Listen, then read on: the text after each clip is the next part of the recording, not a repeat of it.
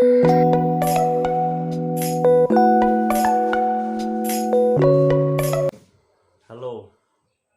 ngꯁꯤꯗꯤ ꯃꯌꯥꯝ HCF ꯇꯧꯁꯤꯀꯣ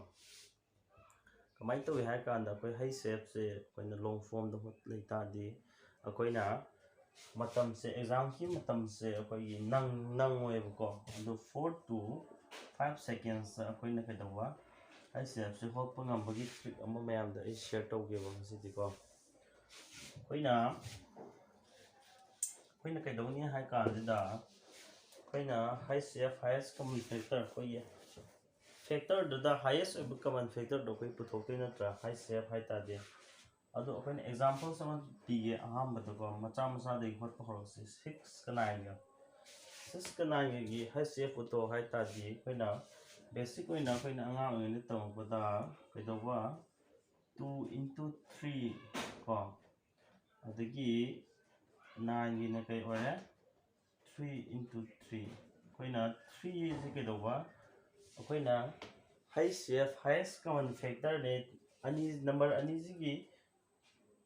highest common factor ꯍꯥꯏꯇꯥꯔꯦ ꯑꯩꯈꯣꯏ 3 ꯅ ꯂꯧꯗꯣꯏꯅꯦꯕ ꯑꯩꯈꯣꯏꯅ ꯁꯨꯃꯥꯏꯅ ꯇꯧꯔ ꯂꯩ ꯇꯥꯔꯗꯤ ꯑꯦꯛꯖꯥꯝꯗ ꯑꯩꯈꯣꯏ ꯅꯪꯕꯒꯤ ꯇꯥꯏꯃꯤꯡ ꯂꯩꯔꯣꯏꯕꯀꯣ ꯌꯦꯡꯉꯨꯀꯣ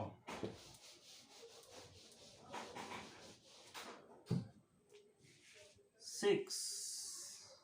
9 ꯑꯩꯈꯣꯏꯅ ꯀꯩꯗꯧꯕ ꯃꯍꯥꯛꯀꯤ ꯗꯤꯐ꯭ꯔꯦꯟꯁꯁꯦ ꯀꯣ ꯁꯤꯗꯩꯅ ꯁꯤꯕꯨꯛꯀꯤ ꯗꯤꯐ꯭ꯔꯦꯟꯁꯁꯦ kayano 3 ko. So the HCF of 6 and 9 is 3 na higher my difference put over. City am 2 dra this second mo father ko.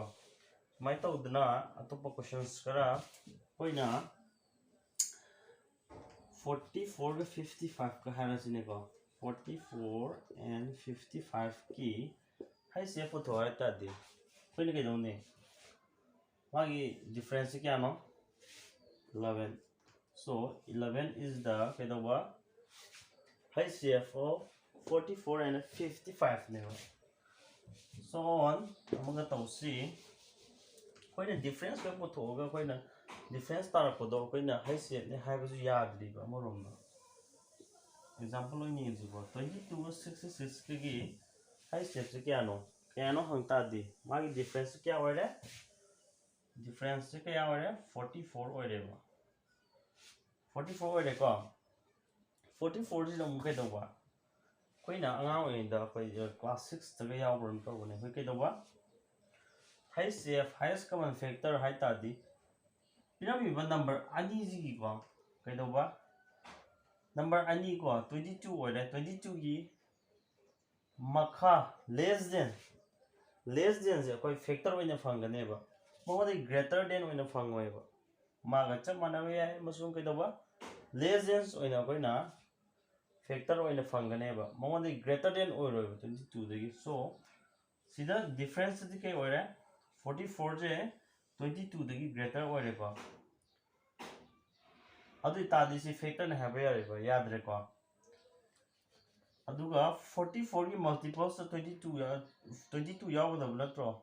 66 44 multiples yaw the natro adu busi the yadre aduna kedoba faina see expand out on expanded form ko see kedoba keke puthok ya si 22 into 2 na koina have yabra yai ko adagi amana kai lere 11 into 4 na have yabra koina yai ko so kedoba akoina puthok kadoi highest common factor ina kedoba koina yeng sebuko sum yeng sebuko 11 na ani da divisible oibra oiko 11 2 are 22 11 6 are 66 11 zim atang thamasi the 4 na mu yeng 4 na divisible oibra 4 na 22 da oidre 4 ama cancel 2 na oibra even number loina oire ones place the even number am yan 22 di what about 22 22 1 are 22 22 3 are 66 so 11 ga 22 ga yare ba koi sida ꯑꯗꯨꯒ ꯑꯩꯈꯣꯏꯅ ꯄꯨꯊꯣꯛꯇꯣꯏꯁꯤꯗꯤ highest common factor ꯍꯥꯏꯕꯅꯤꯅ ꯑꯩꯈꯣꯏꯅ ꯃꯁꯤꯗ 22 ꯁꯦ ꯃꯕꯥꯅꯤꯒꯤ ꯀꯩꯗꯧꯕ 22 and 66 say ꯃꯕꯥꯅꯤꯒꯤ HCF ꯁꯦ 22 ꯇꯥꯔꯦꯅ ꯑꯩꯈꯣꯏꯅ ꯍꯥꯏꯔꯅꯦꯕ ꯃꯁꯤ step ꯑꯃꯗ ꯂꯣꯏꯕ ꯌꯥꯕꯅꯤꯀꯣ ꯁꯦ ꯃꯤꯅꯤꯠ ꯍꯥꯏꯗꯤ ꯁꯦꯀꯦꯟ 2-3ꯗ ꯍꯥꯏꯇꯥꯔꯦꯅꯦꯀꯣ ꯗꯛ ꯗꯛ ꯗꯛ ꯂꯥꯎꯅ ꯁꯤꯒꯨꯝꯕꯒꯤ ꯇꯦꯛꯅꯤꯛꯁꯦ ꯑꯩꯈꯣꯏ ꯈꯪꯖꯟꯁꯤ ꯃꯌꯥꯝꯅ ꯀꯥꯟꯅꯅꯤ ꯍꯥꯏꯅ ꯈꯜꯂꯤꯀꯣ ꯁꯣ ꯑꯗꯨ ꯑꯣꯏꯇꯥꯔꯗꯤ ꯑꯩꯈꯣꯏꯅ ꯁꯤ ꯇ꯭ꯔꯥꯏ ꯇꯧꯔꯁꯤꯀꯣ ꯃꯊꯛꯀꯤꯁꯦ ꯃꯊꯛꯇ ꯄꯤꯔꯝꯃꯤꯕ ꯅꯝꯕꯔ ꯑꯁꯤ ꯀꯔꯤ ꯀꯔꯤꯅꯣ ꯑꯩꯈꯣꯏꯅ 949 and 923 ꯒꯤ ꯀꯩꯗꯧꯕ ꯑꯩꯈꯣꯏꯅ HCF ꯄꯨꯊꯣꯛ ꯍꯥꯏꯔꯦ ꯑꯗꯨ ꯑꯣꯏꯇꯥꯔꯗꯤ ꯃꯕꯥꯅꯤꯒꯤ ꯗꯤꯐ꯭ꯔꯦꯟꯁꯁꯦ ꯀꯌꯥ ꯑꯣꯏꯔꯦ ꯁꯤ 6 ꯂꯩꯔꯦ 2 ꯂꯩꯔꯦ 26 ꯂꯩꯔꯦꯀꯣ 26 ꯂꯩꯔꯦ ꯑꯗꯨꯒ ꯌꯦꯡꯉꯨꯕ ꯑꯩꯈꯣꯏꯅ ꯐꯦꯛꯇꯔ ꯄꯨꯊꯣꯛꯄ ꯀꯥꯟꯗ ꯃꯥꯒꯤ ꯃꯜꯇꯤꯄꯜꯁ ꯁꯤ ꯑꯅꯤꯁꯦ ꯌꯥꯎꯗꯣꯏꯅꯦꯕ ꯆꯨꯝꯃꯤꯀꯣ ꯑꯗꯨꯕꯨ ꯃꯥꯒꯤ ꯋꯥꯟꯁ ꯄ꯭ꯂꯦꯁꯁꯦ ꯀꯩ ꯂꯩꯒꯦ ꯏꯚꯟ ꯅꯝꯕꯔ ꯂꯩꯇ꯭ꯔꯣ ꯏꯚꯟ ꯅꯝꯕꯔ ꯂꯩꯀꯣ ꯍꯥꯏꯗꯤ ꯃꯇꯝ ꯆꯪꯗꯅꯕ ꯋꯥꯏꯅꯤ ꯏꯚꯟ ꯅꯝꯕꯔ ꯂꯩꯕꯅꯤꯅ ꯀꯩꯗꯧꯕ ꯁꯣꯝꯒꯤ ꯋꯥꯟ ꯄ꯭ꯂꯦꯁꯁꯦ ꯀꯩ ꯂꯩ ꯑꯣꯠ ꯅꯝꯕꯔ ꯉꯥꯛꯇ ꯂꯩꯇ꯭ꯔꯣ ꯃꯕꯥꯅꯤꯒꯤ ꯗꯤꯚꯤꯖꯤꯕꯤꯂꯤꯇꯤꯁ ꯑꯣꯏꯔꯔꯣꯏꯕꯁꯦ ꯍꯥꯏꯕꯗꯤ ꯁꯤꯗ ꯏꯚꯟ ꯅꯝꯕꯔ ꯂꯩꯔꯦ ꯏꯚꯟ ꯅꯝꯕꯔ ꯍꯥꯏꯗꯤ ꯅꯝꯕꯔ ꯑꯃꯅ ꯄꯨꯔꯤꯕ ꯀꯥꯟꯗ ꯀꯩꯗꯧꯕ ꯏꯚꯟ ꯅꯝꯕꯔ ꯇꯥꯅꯦꯕ ꯑꯗꯨꯕꯨ ꯃꯥ ꯀꯩꯗꯧꯕ ꯁꯤꯗꯤ ꯑꯣꯠ ꯅꯝꯕꯔ ꯉꯥꯛꯇ ꯑꯣꯏꯔꯦ ꯑꯗꯨꯅ ꯁꯤ ꯀꯩꯁꯨ 26 ꯍꯥꯏꯔꯤꯕ ꯅꯝꯕꯔ ꯑꯁꯤ ꯃꯉꯣꯟꯗ ꯃꯕꯥꯅꯤ ꯗꯤꯚꯤꯖꯤꯕꯤꯂꯤꯇꯤ ꯑꯣꯏꯔꯣꯏꯕ ꯑꯗꯨꯅ ꯉꯁꯥꯏꯒꯤ ꯑꯦꯛꯁꯄꯥꯟꯗꯦꯗ ꯐꯣꯔꯝꯗ ꯑꯃꯨꯛ ꯄꯨꯊꯣꯔꯛꯑꯁꯦꯕꯀꯣ ꯁꯤ ꯀꯩꯗꯧꯕ 13 into 2 are 26 नत्रा मानी को 13 2 are 26 को अदो सिदा येंगो से 2 ना सिदा डिविजिबिलिटी ओइब्रा माय मल्टीपल्स यावब्रा ओइद्रे को 2 गिदि के दबा मागिदि लास्ट की वंस प्लेस से के दबा इवन नंबर लेके दबा 2 में याद्रे को सी 13 नहीं आ रहे 13 नहीं आ रहे 13 ना अदु तादी माबाने की नंबर से HCF माबाने की HCF से कई नो है तादी कहने हैं ने कोई ना 13 ना चुमा है ने नंबर टाइप को so the answer is 13 ना है कॉलम बनी सीधी ट्रिक से लाइव नहीं है तुम मैं am yang selalu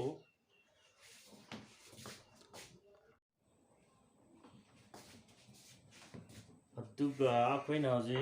question number 2 अमुक येंसिको question number 2 से कई नौरे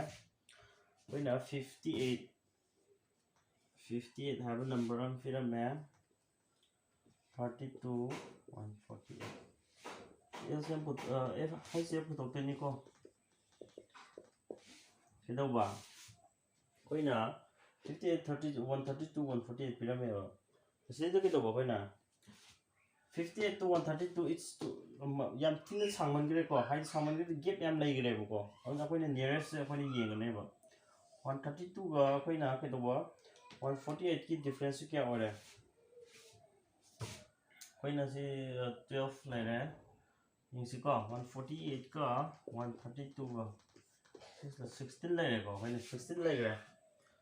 koi na difference koi na ke do ba 16 lai re ko 16 जिना सीधा multiples ओए bro सी multiples से याव bro येंग सी को 58 सी येंग सी को 16 3 6 3 are 18 304 ओए ड्रे 48 याव bro को 48 सी ओए थोड़ा ओए को अदुना के दबा 16 जब कोई ने expand तो थोड़ा नहीं बा को 16 जगह दबा कोई नो expand तो थोड़ा नहीं बा मसागी क्वेश्चन नंबर 1 ताप को दुआई ने को 16 जब कोई के expand तो हुआ रहा है 8 into 2 है वो में यार ब्रा यार को 8 into 2 8 2 are 16 को अदु के तो बा सी 8 चाने येंग से 8 चे 50 चे मागी multiple से याव ब्रो याव देखो once अहुम जिदे याव द्रबा सी मागी factor ओइर रोइबा सीगी अहुम जिदे के दबा 4 4R16 ꯁꯨ ꯂꯩꯔꯤꯀꯣ ꯁꯤ ꯌꯦꯡꯈꯤꯁꯤ 4 4R16 4 4R16 ꯀꯩꯗꯧꯕ 4 ꯑꯩꯅꯗꯤ ꯑꯣꯏꯊꯣꯛꯑꯔꯣꯏꯀꯣ ꯍꯥꯏꯗꯤ ꯁꯤꯗ ꯌꯥꯈꯤꯗ꯭ꯔꯕ ꯄꯣꯠꯁꯦ ꯍꯥꯏꯗꯤ ꯑꯍꯨꯝꯁꯤꯗ ꯌꯥꯕ ꯄꯣꯠ ꯑꯣꯏꯒꯗꯕꯅꯦꯕ 8 ꯁꯤꯃ ꯑꯣꯏꯊꯣꯛꯑꯔꯣꯏ 4 ꯌꯦꯡꯁꯤꯀꯣ 4 1 4 4 2 4 1 4 18 ꯂꯦꯝꯃꯦ ꯁꯤꯃ ꯑꯣꯏꯊꯣꯛꯑꯔꯣꯏ 4 ꯁꯨ ꯌꯥꯗ꯭ꯔꯦ 4 remaining ꯀꯩ ꯂꯩꯍꯧꯔꯦ 2 2 ꯒꯤꯗꯤ ꯀꯩꯗꯧꯕ 1 ꯒꯤ ꯄ꯭लेꯁꯇ even number ꯀꯣ ꯁꯤ 2 ꯅ ꯌꯥꯔꯦ so HCF of 58 132 and 148 is 2 number 2 ꯁꯤ ꯈꯣꯠꯂꯝꯕꯅꯤ ꯀꯣ ꯌꯥꯏꯀꯣ question ꯑꯃꯈꯛꯀ ꯍꯣꯠꯈꯤꯁꯤ question ꯑꯃꯈꯛ ꯍꯣꯠꯈꯤꯁꯤ ꯀꯩꯗꯧꯕ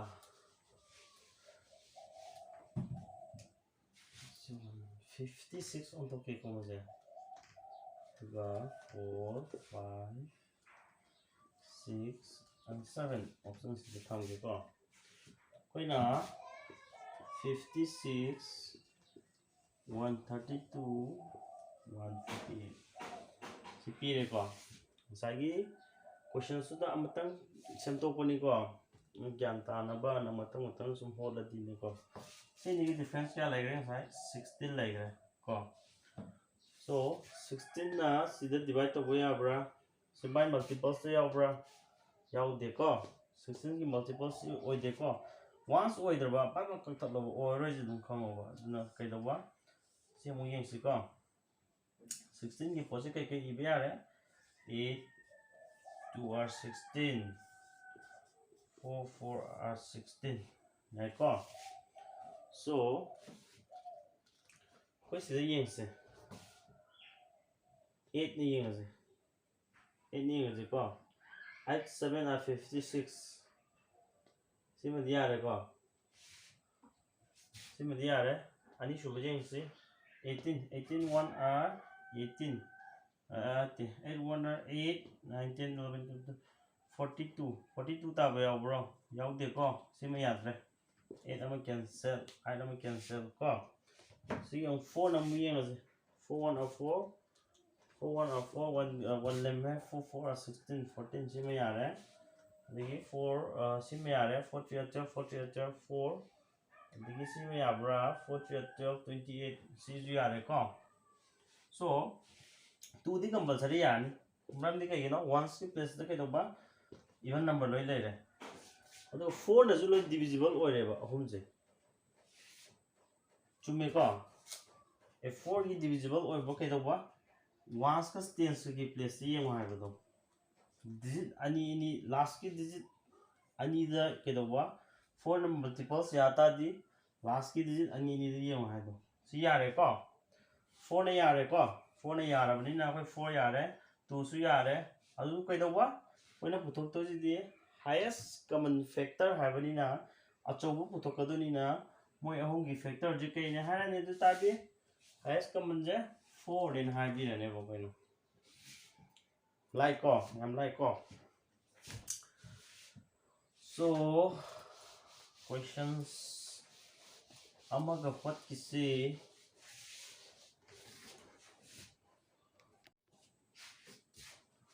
koi sida questions amaga leireko mana pyramid number je ahum pyramid 1 9 9 8 haba mane kedoba 1 9 9